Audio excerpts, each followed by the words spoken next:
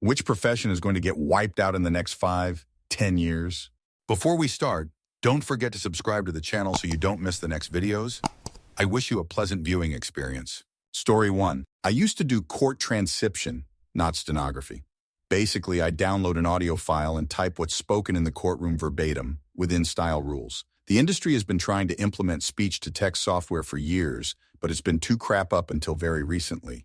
I've since upskilled to an editor where, instead of typing manually, I correct the generated transcript. It still struggles with speaker differentiation and formatting, but it's improved so drastically within the last 3 years, it's only a matter of time until traditional transcriptionists are no longer necessary. Story 2. About 10 years ago, there were similar questions being asked, and a common answer was truck driving. People thought that driverless trucking was going to happen soon. I put a significant chunk of my investment money into places working towards this tech. Thankfully, Volvo stock has done okay since then, but most others I've long since bailed on. It feels like we are no nearer to the driverless trucking tech taking over than we were back then. So whatever the popular answer here is, I won't believe it, and I won't be making stock picks based on it. Story 3. I work as a master control operator, basically one of the people that monitors and edits the playlists that send TV programming to air. We monitor for graphics, closed captioning, audio, video, and also serve as emergency recovery if the video or audio goes haywire. We also roll the commercial breaks for any live programming like the news or sporting events. We recently started using a new on-air system that has some strange kinks in it when it comes to live programming and doesn't seem to be designed for rapid in-the-moment adjustments. When we asked the engineers about it, they said they designed the program with stations that do not have a live operator in mind. The program also has auto-recovery options to save air if it senses an upcoming item has no CC audio or too much black video.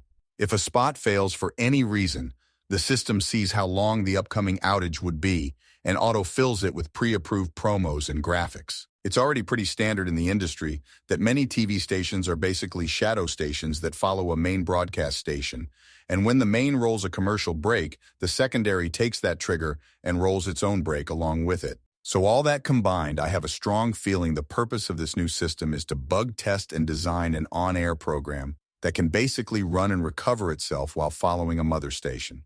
You could then have a dozen or more stations all following the lead of one main station, which could eliminate like 90% of operators, the only ones remaining being those who monitor those dozen stations at once and do quick fixes for any stations that miss a trigger or have a random glitch.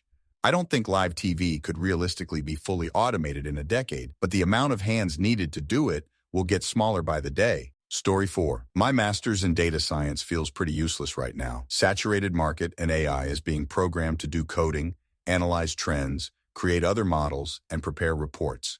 It's terrifying, but I hope I'm wrong.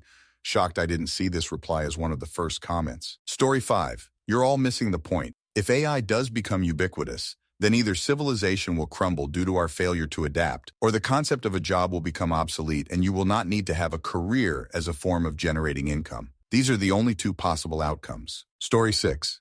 My friend is an artist. She made a living off commissions on Twitter. That site going to shite, and the rise of AI has already caused her to lose 80 to 90% of the commission she was getting a few years ago. She's currently working a minimum wager to keep what she can in her account while she figures out what to do.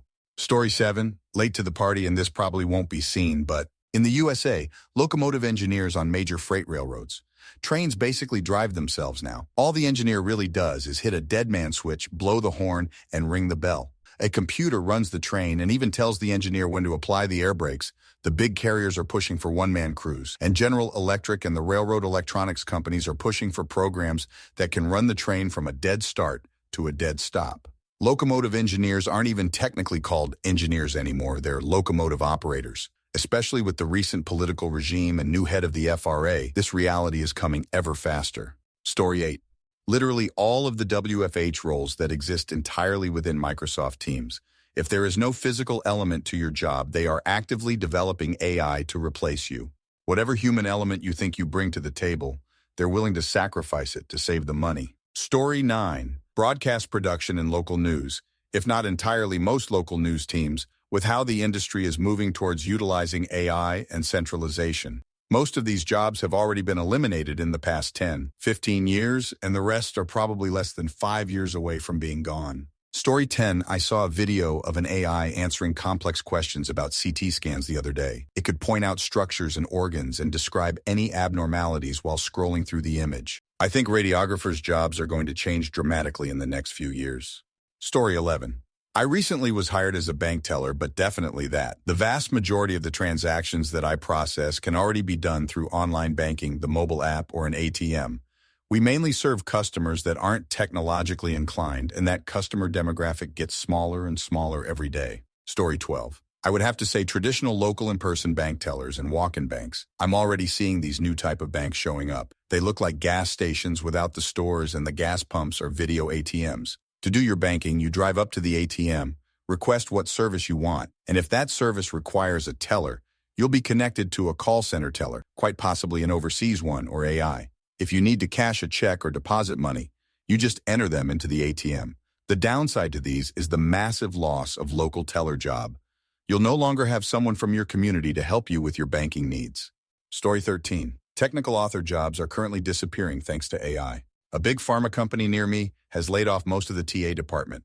The ones that are left just proofread what AI writes for them. AI is very good at reading through large documents to summarize them. It still can't write the original spec documents, though, like a URS, functional spec, or design spec. That has to be done by an analyst, engineer, or scientist. Story 14. According to our tech department, due to the direction most public schools are going in, public schooling may not exist to teach large populations within district buildings at some point.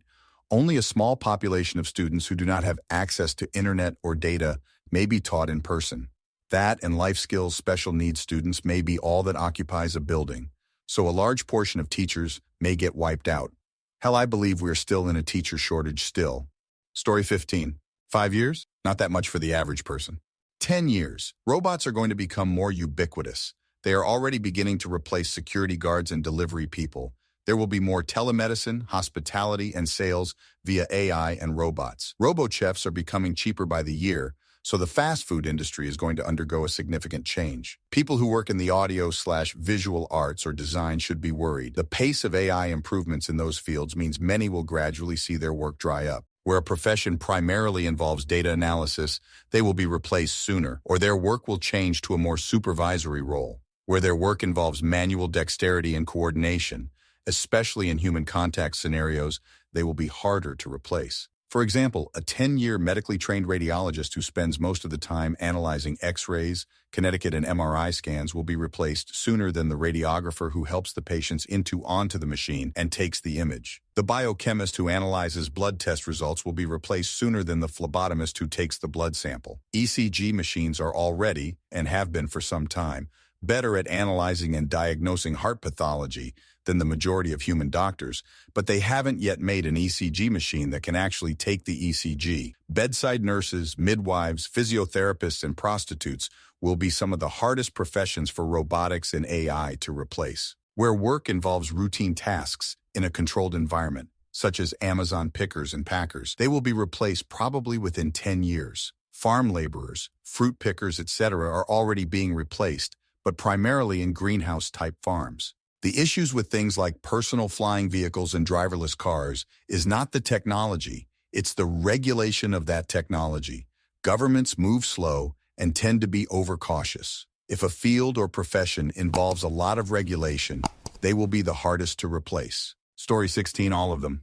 There is no intellectual or physical task that cannot be automated with existing or near-future tech. It's not a problem invention, it's a problem of scale. Literally, all you have to do is survive the next 2 years, and you will see miracles begin to happen. Abundance is coming. It's too bad we have to go through the death throes of lead-stage capitalism first. Story 17. Computer programmers, AI being trained now by clueless programmers who extol the virtues of AI. Manual factory laborers, AI combined with advanced robotics will automate 90+%. Most call center workers, AI will replace them, as it is already being trained by consuming mass recordings of customer interactions. I worked in IT for close to 50 years at executive positions and can tell you this is happening and is the goal. Devastation of filmmaking industry at all job levels due to AI, and all those supporting jobs as AI will replace actors, directors, FX, stunt animators, set and wardrobe professionals, and on and on. Story 18. I would say game journalists would be a good call. They have become more biased and pander to the game companies rather than be honest about the game itself. Due to this, less and less people trust them and rather watch YouTubers for honest reviews. Also, AI can easily write articles for these pages, so in the future, they will usually have an editor and two others to run the whole page with AI doing most of the writing. Story 19. Well, we're already seeing self-driving taxis. I would not be caught dead in one. Actually, this would be the one time that phrase is the most apropos. Administrative assistants are already taking a beating due to virtual/AI receptionists.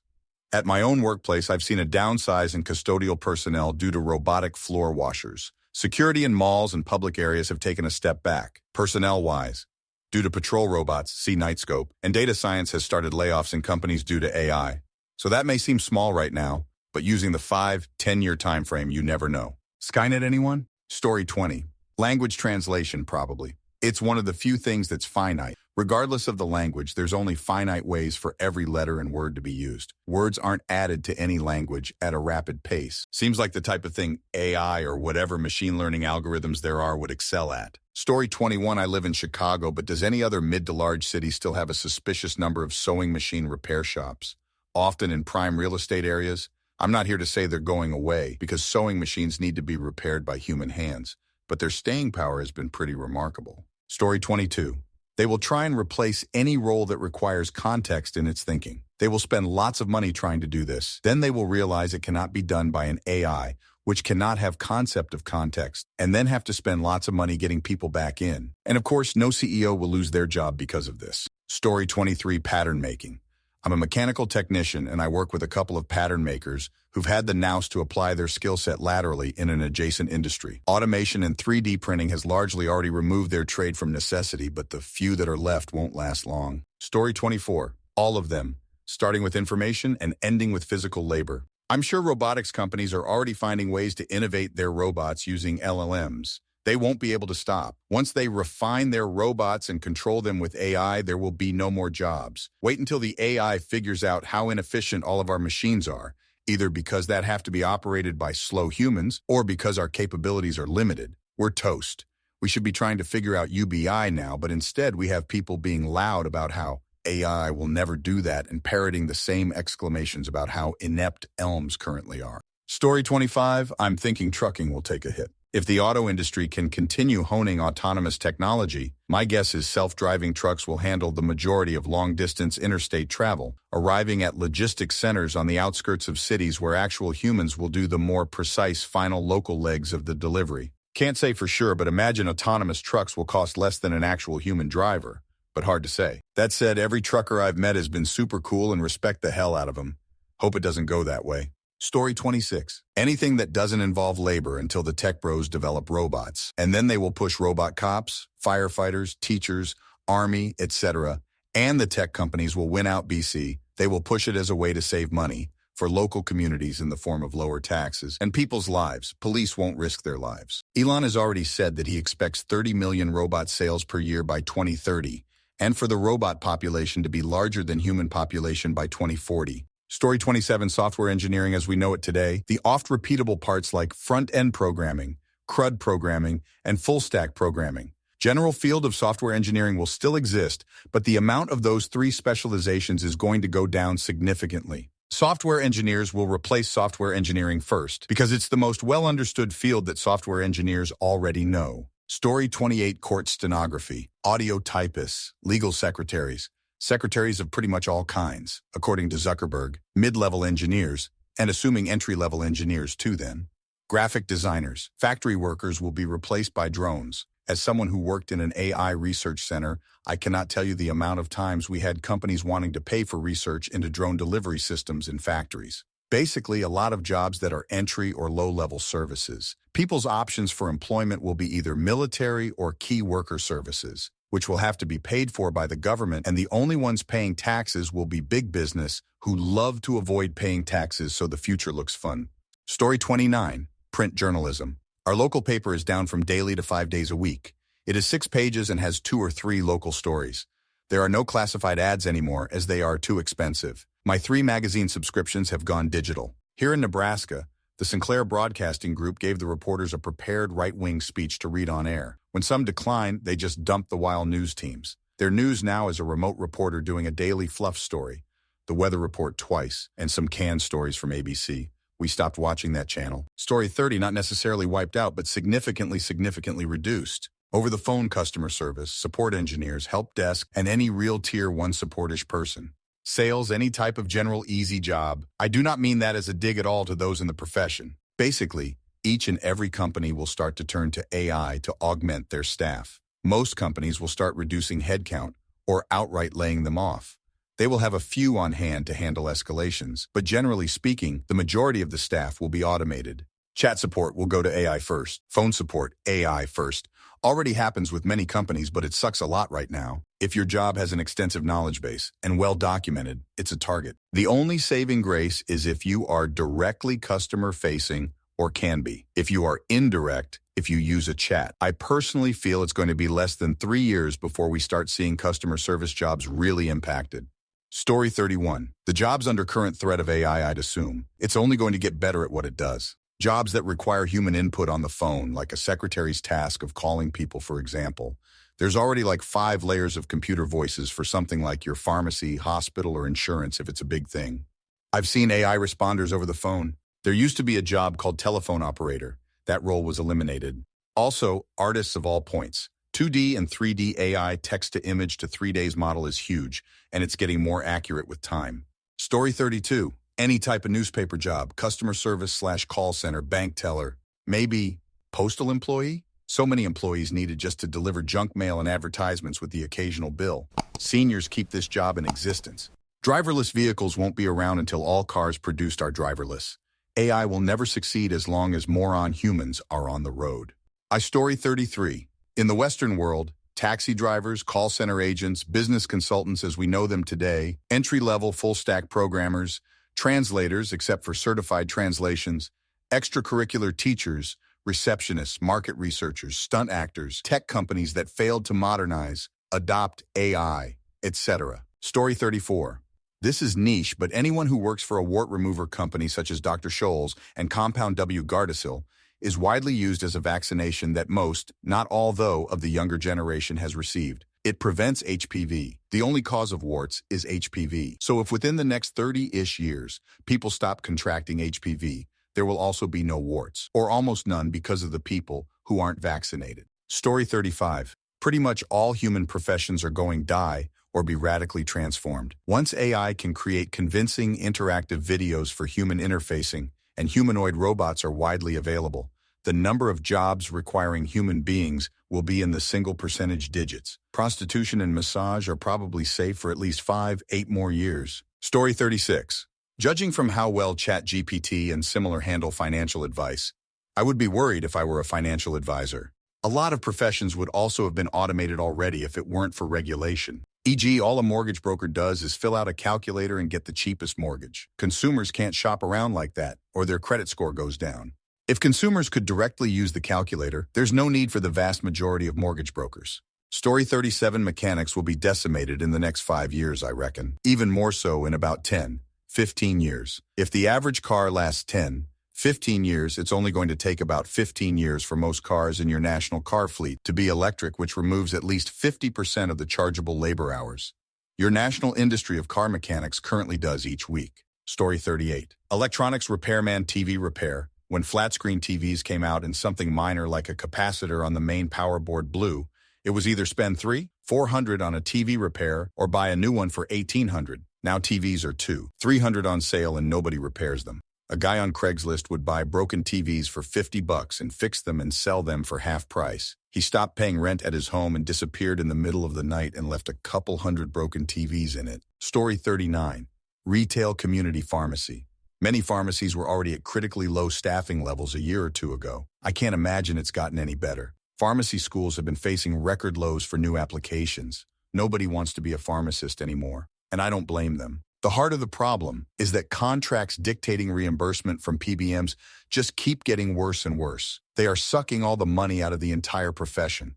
How is a pharmacy supposed to make money when so many of their reimbursement contracts are for zero or even negative amounts? It's insane. My prediction long-term is that they will either A, push for technician and/or remote prescription verification, Extremely unsafe, but keeps pharmacies open and makes more dollar. B. Bigger push for pharmacy vending machines. C. A greater shift from standalone retail pharmacies to mail order and/or grocery store pharmacies. There will be way fewer dedicated pharmacies around. D. All of the above. Story 40. Oh, next 10 years is going to be a massive shakeup. 1,000,000 new humanoid robots in the U.S. this year. There's been a steady uptrend of automation since the early 2000s. 10 years from now, we could be looking at millions of humanoids in every large factory and depot being automated. Delivery trucks, drones, and docks are likely to be automated as well. Maintenance workers will probably still have a few decades, but with AI acceleration, I suspect those jobs will be managed by bots soon enough. Aged care, transcribing, education, legal, leadership, the list goes on. Story 41. How affordable is your insurance right now? Climate change, repair cost inflation, parts and materials availability, as well as distribution channel costs, all impact affordability, regardless of the type of cover. Homes, businesses, liability, health, life, salary protection, even pet cover are all being pressured by rising costs and increased claim frequency. We will, maybe not in 10 years, but certainly in this lifetime, see insurance becoming unaffordable for the masses, lose the premium pool. Story 42. When I was choosing where to specialize in my field, I was repeatedly told my area of medical imaging/treatment would be replaced by newer technology and treatments within 20 years. It hasn't been 20 years, to be fair. But if anything, this area has grown and developed so much. There's actually too much work for the current amount of trained staff. Story 43. Paralegals. It's scary, but the legal world is embracing AI. Everyone heard about those lawyers who used ChatGPT and it cited case law that didn't exist, but no one's talking about how LexisNexis developed their own AI that won't do that. If an AI can summarize case law, write a brief, generate court documents, what does the paralegal do? The only saving grace is that there are plenty of old lawyers out there who don't even know how to e-file documents, so that may delay it a bit. Story 44. Most white-collar professions for director level and below, Big Core have accelerated offshoring of jobs and plan to use AI to fill the gaps. It might have been several wires for AI to reach that level due to cost constraints, but China showed with DeepSeek that it could be done much cheaper with less resources. You already see how kids out of college can't find entry-level jobs in ICT, tech, etc. BC. It's all been offshored. Story 45. Intelligence will be obsolete in the next 5 to 10 years once we achieve singularity. GPT-5 Artificial General Intelligence, AGI, then does one training cycle to achieve Artificial Superintelligence, ASI. Then the next training cycle makes most jobs obsolete. We will get GPT-5 AGI in 2025, and ASI most likely in 2026 or 2027. So I would say plan for obsolescence by 2030. Story 46. Digital artist. I do digital art commissions, and since AI generators became popular, my commissions have virtually gone to zero. I had a second job on the side that has now become basically my sole income. I'm devastated, as are many other digital artists out there. Story 47. Airline pilots. I'm in school for this industry, aviation business RN, and getting rid of pilots and making automated planes is one of the biggest motivations for the entire aviation industry at the moment. And it's happening. There are many companies who have them, and they're operational at astounding levels. A lot of people are under the impression, since we don't see them every day, that flying cars don't exist. They do. They just haven't been released to the public yet, and they don't look like a Honda or a Lexus, but more like a drone you would see at Walmart, only with multi-million-dollar tech. So my answer is pilots. Story 48. I used to work for a pretty big law firm, and one of the partners said he reckons in the next 5 years or so, AI will be doing most of his team's job, and it will be a case of a reduced team fact-checking what AI spits out. He also thinks physical banks you can walk into will be gone in the next few years as well. Story 49. I think there will be a downturn in employment for therapists and counselors.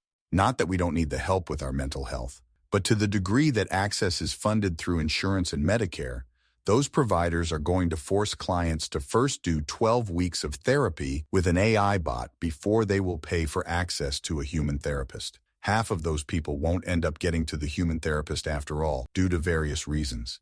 Similar to how you can't get medical care for back pain without trying weeks of physical therapy first. Plus, with AI tools making the job more efficient, such as writing treatment plans, employers will justify hiring fewer therapists for the same client load.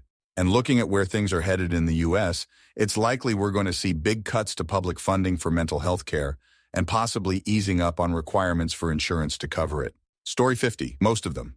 I keep trying to think of what different career path I could follow besides the one I'm currently on, and almost everything I think of could probably be wiped out by lack of necessity or AI. Certainly most office work will be automated.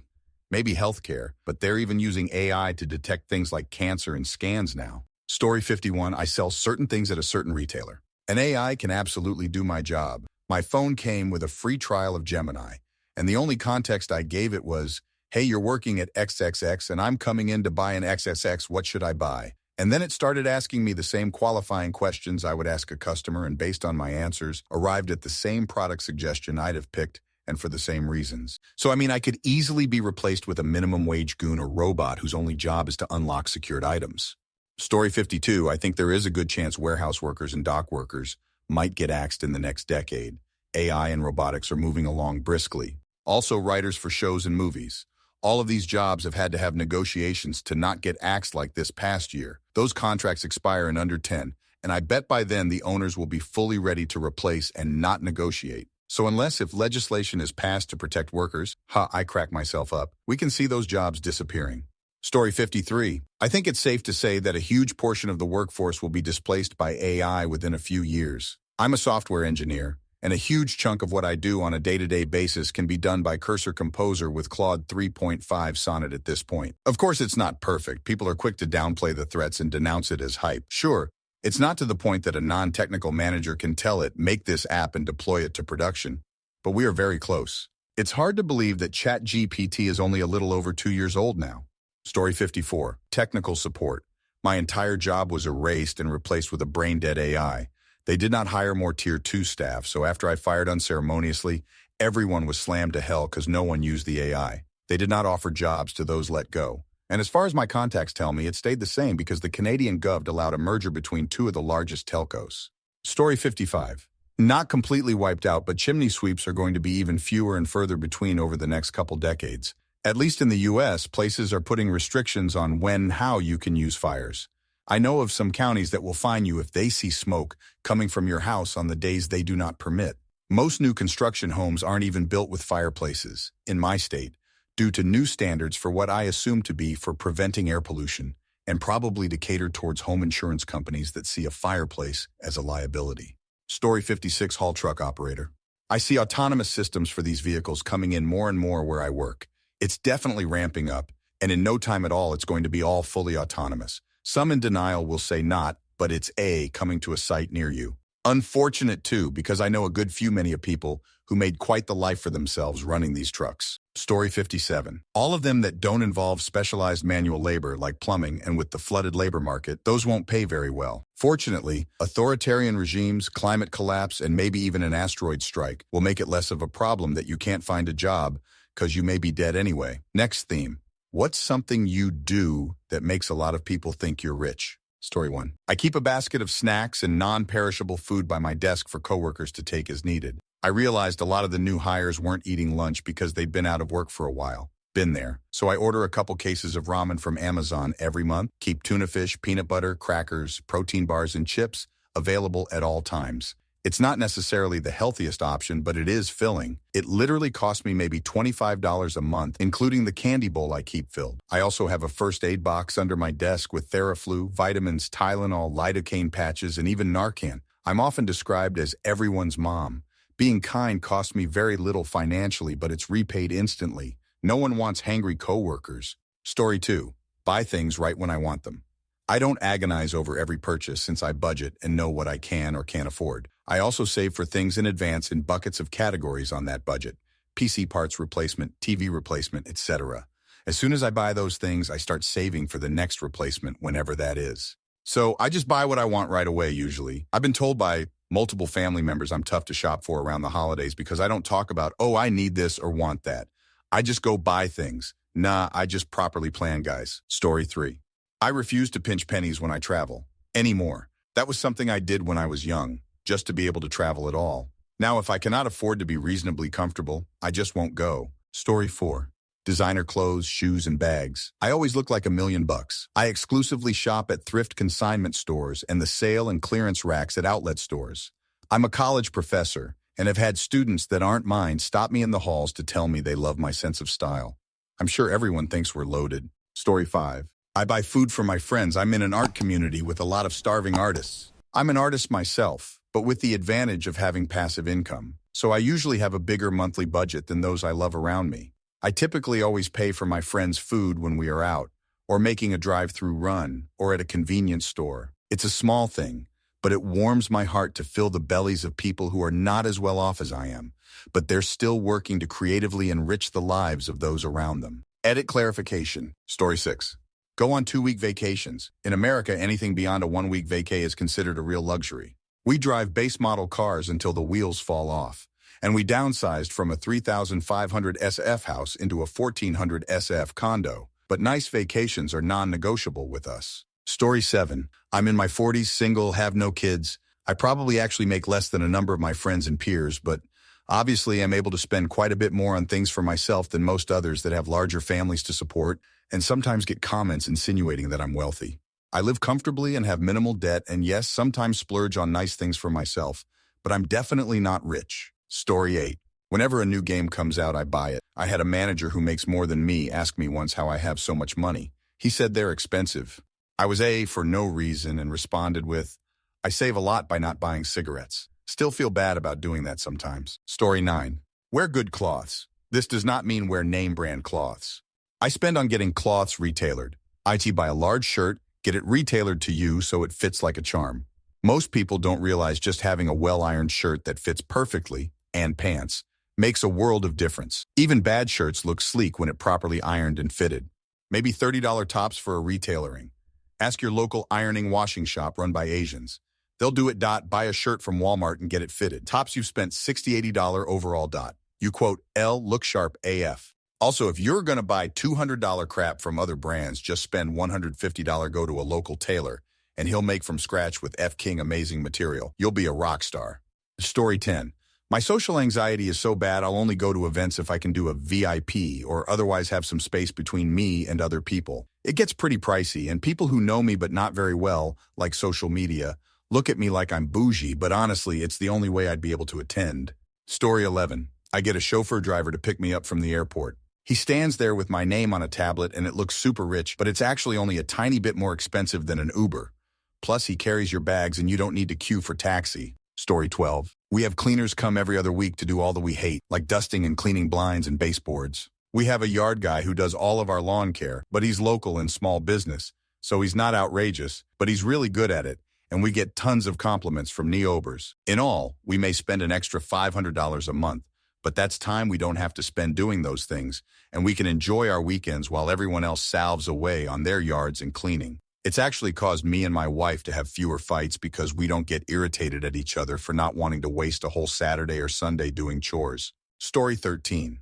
I own a weekend home I inherited from my mother when she died. I was 18. It makes me sound extremely bougie, but I can barely afford the place. I just can't bring myself to A, give up the only remaining connection I have to her, or B, give up property at this particular moment. Story 14. International vacations. It's not as unattainable as people think. Sometimes it's the same or cheaper than U.S. vacations. And the only person at my job who's been to even a fraction of the places I've been is my boss's boss's boss. So I try hiding where I'm going because I don't need coworkers thinking I'm richer than 3 levels up boss. Story 15. We bought 2 cars brand new, but we are frugal otherwise. My purse is 10 years old. I don't buy makeup. The only skincare I buy is cheap face wash and Cetaphil lotion. I don't get my hair or nails done. I don't get massages. I don't get daily coffees from coffee shops. I don't order fast food for delivery. We rarely eat out. I coupon a lot, etc. And the people who say I'm rich, like my sister, have a hoarder's house with literally 100 purses, 50 jackets, etc. that they have never used and still have tags on them. Story 16. Attend many concerts and festivals throughout the year. I make $75K in a HCOL city, so it's not anything spectacular. But I'm debt-free, live with my brother, and I budget, cook my meals, so I have a lot of disposable income. I make sacrifices so I can really enjoy my passion for live music. Story 17. We went on many big and small trips last year. People judged us. We bought a small old caravan and went camping. Our many trips together still not as expensive as a 3-week all-inclusive trip. We're from Belgium, so don't picture the big American houses on wheels. We've seen some crazy caravans and campers on our 2019 trip in the States. Story 18. Whenever we go on a trip, we hire a car. because people who own cars don't consider the lifetime cost of their car, maintenance, fuel, road tax, etc. They always think, whoa, $150 just to be able to go somewhere for the weekend, that's outrageous. When in fact, I've already done the workings, and we could do this nearly every weekend in a year, and it wouldn't even come close to the cost of even purchasing a car, let alone maintaining one. In actuality, we go away maybe 10 times a year. Plus, when renting, I'm always driving brand new or close to brand new vehicles. Story 19. I scuba dive and entirely too broke to be doing so. Other divers talk to me like I have disposable income to contribute to scuba, but really I shouldn't have spent the money I already have on it. Thankfully, I buy my gear in bulk and take out what I need, then sell the rest. Helps majorly with the cost of equipment. So all I need to pay for air, parking, and gas to get to the dive site. Story 20. We find that buying older model luxury cars that have been babied is the way to go. People who can afford to buy those new don't want older cars and have had the burden of the depreciation. We find them cheaper than for an equivalent year Honda or Toyota with same miles. Feels super luxurious and has all the bells and whistles. People see my car and think I am loaded. Story 21. Have a savings. I don't even have 10K. I saved it all myself by cutting back on spending. For my first 1K, I literally bought nothing I didn't need. Nothing. I'm not that frugal now, but I do out away money every paycheck. And over the years, this adds up. But my family, who is not good with money, pretends I'm like Bill Gates. I literally lied and said I spent it all so they would leave me alone. Story 22. I always pay for the entire table's dinner, and I put my card in the book without looking at the bill, no matter how bad it's going to hurt. We also buy everything with credit cards that award points, which we use for travel. So paying for things like the electric bill and groceries funds our vacations. I also have a couple watches that are worth over a few $1,000s. Truth is, I buy damaged watches for extremely cheap, and I restore them myself. Last one is that we mortgage a home. This one's ironic because people see our house and assume we're rich. But the truth is, I could never afford to live in most people's ass apartments. I try to hint to people that it's cheaper to own than rent, and they always mumble something about down payments. The government paid my down payment, though. I have lots of property because the FDA pays people's down payments as an incentive to move further out of the city. All of the things I have which people associate with being rich, I have because I am poor. Story 23. Insane tips in restaurants and coffee shops. I tip baristas $5 for my one drink and way more than 20% for dinner. I'm not that rich now, but I was a barista and a bartender for years, and I appreciate them. And that extra boost can really make someone's whole shift. Also, the next 4 customers will get way better service if their person is in a good mood, so you're welcome. Story 24. Wear simple, pressed clothing and clean shoes. Very little jewelry. Get really good at finding knockoffs of these things on Amazon and taking really good care of them because they aren't quality and will quickly wear out. You won't fool real rich people, but you will be able to fool most others. Story 25. Travel. I travel a lot, but because I find insanely cheap flights, for $300 direct RT flight to Beijing from Los Angeles, stay in hostels, not hotels, with a communal kitchen so I can prepare a lot of my food instead of eating out. What someone usually spends on a week-long vacation, I can do like 3 or 4 different ones. Story 26. Get tattoos, lip filler, and Dysport. Same as Botox. I'm a hairstylist, but I only make just above minimum wage. If I'm doing something expensive, I save up my tips for it. I know how much my filler is, so I know how much to save, and I only get it done once a year. My regular tattoo artist always gives me a price estimate when I go for a consult, and he usually charges me on the low end of the estimate. Story 27. I'm willing to drop $1,000 plus on a single concert ticket if I like the artist enough, so people will often see me with great seats, taking videos where you can see the whites of the performer's eyes. But what they don't see is that I don't like to spend a lot on other things outside of that. $50 for a t-shirt? Absolutely not. I rarely even buy concert merch. But $800 for a floor ticket to see Harry Styles after never having been able to participate in the One Direction fandom as a teen? Pocket change. Story 28. I have diamonds inserted in all of my gold teeth and gold fingernails and toenails. I also have gold-coated vinyl siding on my house with gold-coated shingles on the roof. Also gold gutters, of course. But none of the gold is real. I just buy a lot of gold spray paint and repaint everything I own on a weekly basis as well as my body. You know, nothing unusual. Story 29. People usually think I'm rich when they first meet me due to my general appearance and demeanor. They then go through a phase of debating whether or not I'm rich. Since I do all kinds of stuff many Americans consider frugal, like driving an old car and shopping at thrift stores, etc. After that, they start openly suggesting this might be an episode of Secret Millionaire or Undercover Boss or something because I speak to everyone exactly the same way whether entry-level employee or richest man in the world. This confuses a lot of people as they themselves get intimidated or starstruck or whatever, but every government official, celebrity, or ultra-rich person is an average, everyday person just like everyone else. There is nothing inherently special about them at all. Story 30, have a mortgage. It costs less than a rent payment. I had an FHA loan that I could afford because I spent my youth, and kinda still do, fixing my own used cars with parts from the junkyard. Everyone ends up fixing their cars because of need. I know I saved over $20K just fixing them myself, and no, I had no prior experience. I bought a set of tools and went into the junkyard that lets you take the parts off yourself. Then I took apart a car like mine, then another one, and another one, upon need. And now I could fix my own car for which I had no payment because I bought it for less than $2K. But nobody understands that and thinks I saved $300K for a down payment and my mortgage is $100 per month. I literally pay about $200 below market rent. That's it. Story 31. Buy a car, an older model, with cash. I've done it all 3 times about once a decade. I grew up being taught to save my money for what I want. I also never would buy a brand new car. This is probably not even technically a good idea because savings interest rates are terrible and you can get super low interest on some car payment plans. But the mentality keeps me from buying things on a whim or spending more than I should. I am very debt averse and tend not to carry any debt, which I pretty much never tell anyone because they think someone must have given me a bunch of money. I just try not to buy stuff and try to pay off any debt as fast as I can. Story 32. Travel and have a nice car and home. My family seems to think we're loaded, but really we just plan. 2 trips to Disneyland in the past 3 years. One is a part of a 3-week road trip. Another planned trip to California, and a planned trip to Japan coming in the next 2 years. We just saved for it. As for the house, we've done well on our last 2 homes and chose to buy a place we can see ourselves in long term. Still have a mortgage that makes me cringe every time I see the numbers. But really, it's manageable.